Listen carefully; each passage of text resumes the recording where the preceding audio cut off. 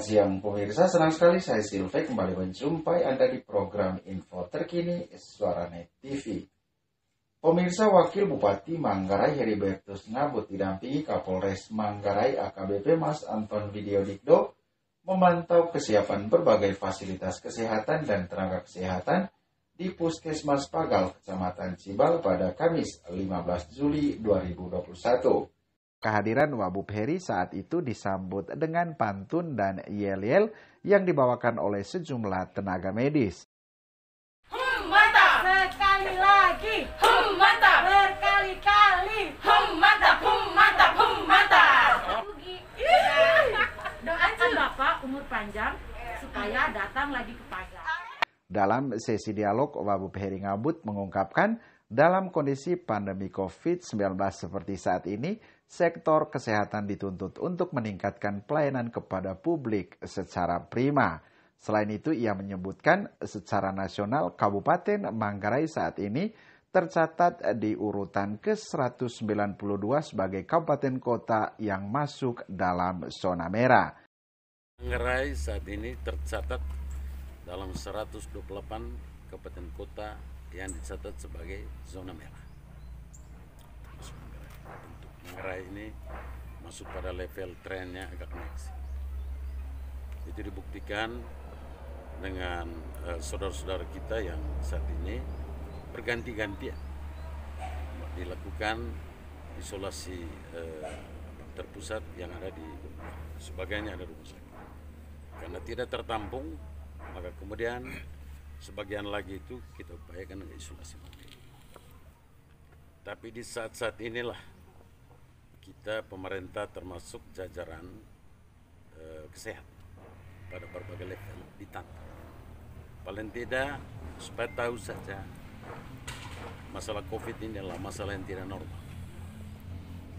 Sebuah penyebaran virus yang disebut sebagai pandemi memang antar benua. Dan Indonesia tidak bisa tidak. Saat ini Indonesia juga disebut sebagai satu daerah yang lagi diperhatikan untuk tidak boleh berjalan kemana-mana. Sementara itu Kapolres Manggarai AKBP Mas Anton Widiodikdo dalam arahannya menjelaskan satuan tugas COVID-19 di Kabupaten Manggarai sudah maksimal dalam pencegahan penyebaran virus COVID-19. Menindaklanjuti dari informasi data akan adanya peningkatan kasus COVID-19 di Kabupaten Manggarai ini, saya sebagai Kapolres mengucapkan terima kasih kerjasama selama ini sebagai bagian dari Satgas COVID-19 Kabupaten Manggarai, di mana kita sudah saling bahu-membahu siang dan malam melaksanakan kegiatan dalam rangka pencegahan penularan COVID-19 di Kabupaten Manggarai. Meskipun pada kenyataannya jumlah maupun data yang terakhir ini semakin meningkat, apalagi hari kemarin bahwa data kematian frekuensinya meningkat. Ya. Dari situlah kita bisa ambil pelajaran dan kita bisa merasakan bahwa kita harus mengantisipasi dan serius menangani hal ini. Apalagi yang dari para mahasiswa tahu ada varian-varian baru yang disampaikan oleh Departemen Kesehatan. Varian baru itu sudah masuk Nusa Tenggara, ya, bisa barat, bisa timur.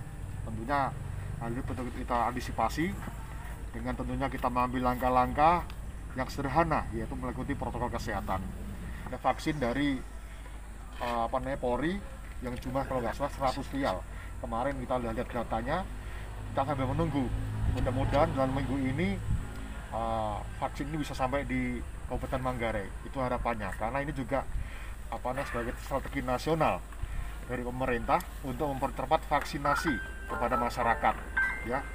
Di mana sudah ada pengembangan, sekarang sudah ada umur pemberian vaksinasi 12 tahun sudah bisa, Pak Dokter, ya. Saya kira itu suatu terobosan kaitannya dengan pencapaian herd immunity masyarakat Indonesia agar yang terpapar ini tidak fatal akibatnya, karena kita sudah mempunyai kekuatan untuk menangkal virus ini. Dokter Puskesmas Pagal, Dr. Eustakia Y.E. Pena, menjelaskan saat ini belasan orang yang terkonfirmasi positif COVID-19 di Kecamatan Cibal. Pasien yang terkonfirmasi positif, kata dia, adalah pasien dengan gejala ringan dan dilakukan isolasi mandiri. kasus COVID yang terjadi di Kecamatan Cibal ini, sampai sekarang total yang menjalani yang positif COVID itu ada 18 orang. 11 orang ini ada di Pagal, kemudian 2 orangnya ada di Desa Nenu, 4 orangnya ada di Rado, dan Goloncuang ada 1 orang.